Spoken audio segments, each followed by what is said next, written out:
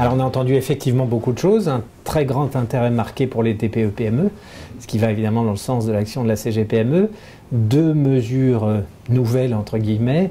Le premier point, la volonté de François Hollande de mettre en place un médiateur de la commande publique, ce qui nous semble une excellente idée, après la médiation du crédit d'une part et la médiation interentreprise d'autre part. Et puis, autre sujet qu'il a également abordé, sa volonté, et là aussi c'est une nouveauté dans sa bouche, de maintenir la possibilité de déduire de son ISF les investissements dans les PME. Alors il reste à voir les conditions précises, s'il y a des planchers, des plafonds. En tout cas, la volonté est là, et ça c'est déjà un point important, parce que c'est un élément du financement des PME à l'heure actuelle.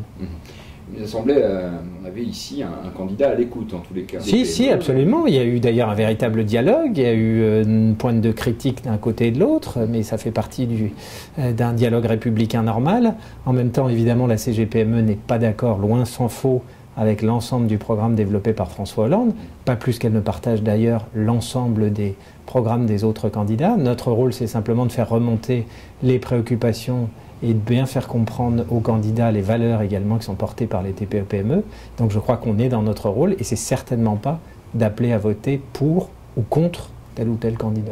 Ce qu'on a entendu quand même, c'est un candidat qui confirmait une de vos propositions, qui est le principe de non-rétroactivité de la loi.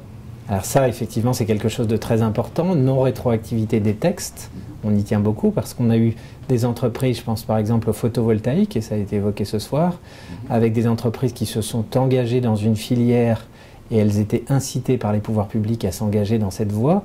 Et puis ensuite, les textes ont changé et donc on a des entreprises qui ont disparu avec des emplois à la clé. Ça, c'est quelque chose qu'il faut éviter à tout prix.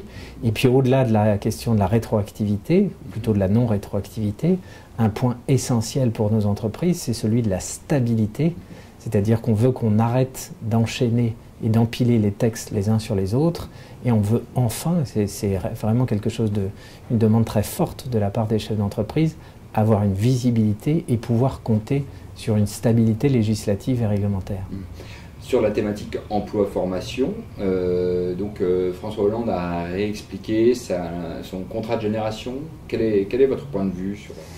Je crois que réellement se préoccuper de l'emploi à la fois des seniors et des jeunes, c'est notre rôle et une préoccupation à tous, ne serait-ce qu'en tant que citoyens. C'est effectivement quelque chose d'absolument fondamental pour l'avenir même de notre société. Alors là, il y a une réponse avec un contrat de génération qui lie l'emploi des jeunes et des seniors.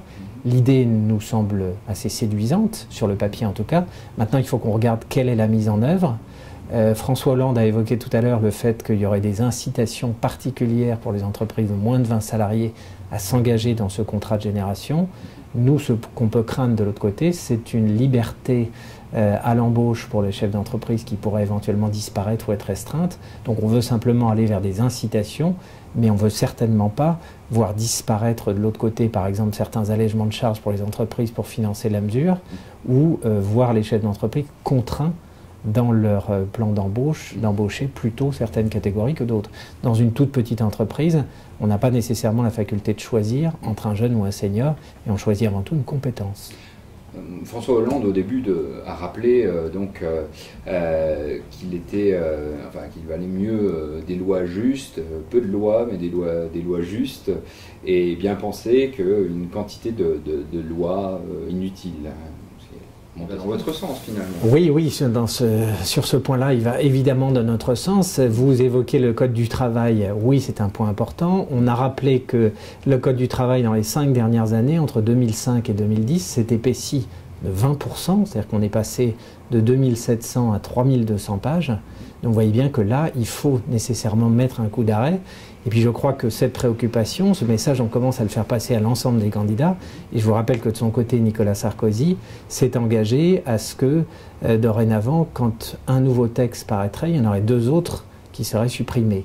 Alors croisons les doigts, espérons que ça sera effectif, que ce soit la droite ou la gauche. En tout cas, c'est vraiment un souhait très très fort de la part des chefs d'entreprise. Cette simple mesure permettrait de changer le quotidien des entreprises. Donc il reste encore quelques candidats à recevoir. Donc demain c'est Marine Le Pen, je crois. Demain Marine Le Pen, tout à fait. Donc on va là aussi lui poser un certain nombre de questions, vous imaginez bien, aussi bien sur ce qui concerne la priorité nationale qu'elle voudrait mettre en place pour l'embauche, les questions de réciprocité, les questions d'augmentation du SMIC, puisqu'elle veut l'augmenter de manière très forte, ce qui ne serait pas sans conséquence sur les entreprises. Donc voilà, donc là encore on s'oriente vers un dialogue vif, mais qui sera certainement intéressant. Et en tout cas on est dans le rôle qui est celui d'une organisation professionnelle, d'informer les chefs d'entreprise sur ce qui les attend si tel ou tel candidat ou candidate devait demain prendre le pouvoir. Très bien. Merci beaucoup.